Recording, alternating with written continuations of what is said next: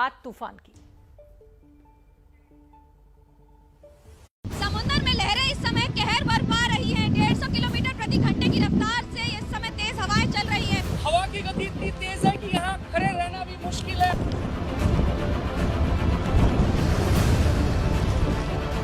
समंदर का कहर इस तरह जारी है कि अब तट और समुद्र में कोई अंतर ही नहीं रह गया है।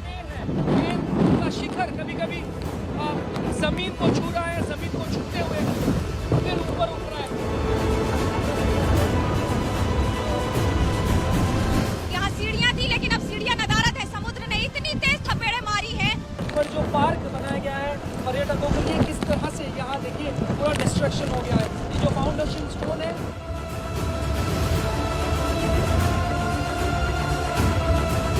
ये देखिए किस तरह से ये लाइट पोस्ट जो है गिरा हुआ है। और ये समुद्री तट पर जहाँ भी आप जाएंगे इसी तरह की तबाही के निशान आपको दिखाई देगा। और ये वो तस्वीरें हैं जो आप एक्सक्लूसिव एबीपी न्यूज पर देख रहे हैं। यास तूफान की ग्राउंड रिपोर्ट एबीपी न्यूज पर लगातार। तो हम आपको बता दें कि तूफान यास ओडिशा से टकरा चुका है और अब बंगाल की तरफ बढ़ रहा है। तूफान यास ने ओडिशा और पश्चिम बंगाल में तटीय इलाकों में काफी नुकसान पहुंचाया है। इन तस्वीरों को देखकर आपको अंदाजा लग ही रहा होगा। कहीं तेज हवाओं ने पेड़ उखाड़ दिए हैं तो कहीं गाड़ियां जलमग्न नजर आई, कहीं लोगों की जिंदगी अस्त व्यस्त हो गई।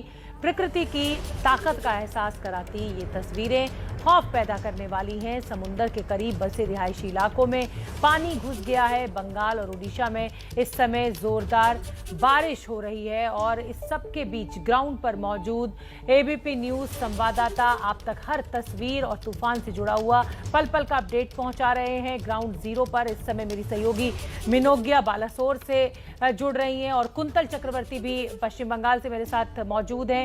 मैं आपका रुख करना चाहूंगी मिनोगिया, ये तूफान टकरा चुका है, कुछ रफ्तार हवा की कम आप देख रही हैं, महसूस कर रही हैं। हालांकि आपने बताया था कि 3 स्टेजेस में होता है, पहला लैंडफॉल, उसके बाद तेज हवाएं और फिर बारिश टेल के रूप में।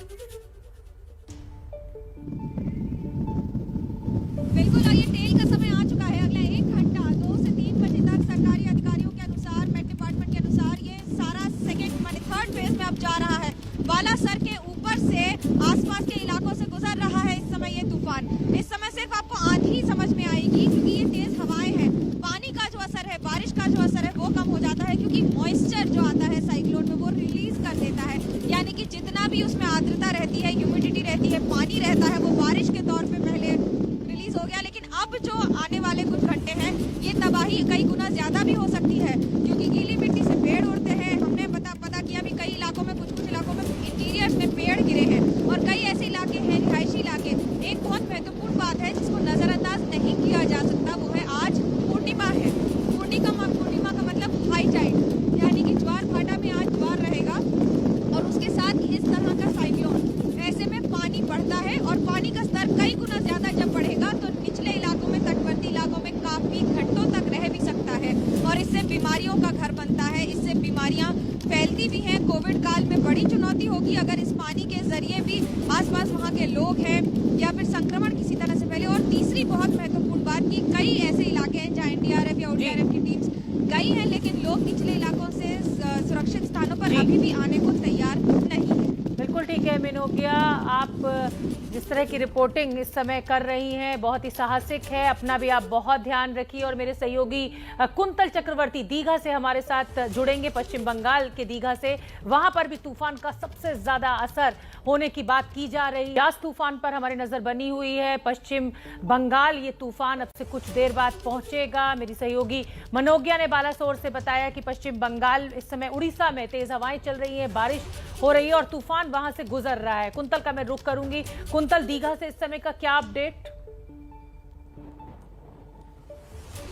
देखिए, दीघा धीरे धीरे पटरी पर वापस लौट रही है और ये दीघा में जो दुकानें हैं, लोगों की जो दुकानें हैं वो धीरे धीरे खोल रहे हैं। वजह यह है कि चक्रवाती तूफान कहीं ना कहीं यहाँ दीघा में सुबह अपना कहर मचाया था, लेकिन इसके बाद जो झारखंड के इलाके में, झारखंड की दिशा में धीरे धीरे चक्रवाती तूफान घूम गया है और इसी वजह से दीघा में जिंदगी जो आप देख सकते हैं पटरी पे वापस लौट रही है और पिछले 3-4 दिनों से जो दुकानें नहीं खोल पा रहे थे धीरे धीरे वो दुकानें खोल रहे हैं। आप देख सकते हैं यहाँ की तस्वीर। वजह यह है, फिर से आपको बता दूं, शायद ये झारखंड की तरफ ये दिशा बदल कर चला गया है और इसी वजह से दीघा में पिछले आधा घंटा 40 मिनट से सब कुछ स्वाभाविक दिख रही है। बहुत बहुत धन्यवाद कुंतल इस पूरी जानकारी के लिए। तो ये जो यास तूफान है ये अब उड़ीसा से टकराने के बाद पश्चिम बंगाल की ओर बढ़ रहा था, लेकिन जैसे कि हमारे सहयोगी ने जानकारी दी कि शायद ये तूफान झारखंड की तरफ मुड़ा है और इसीलिए पश्चिम बंगाल में स्थिति अभी उतनी खराब नहीं है।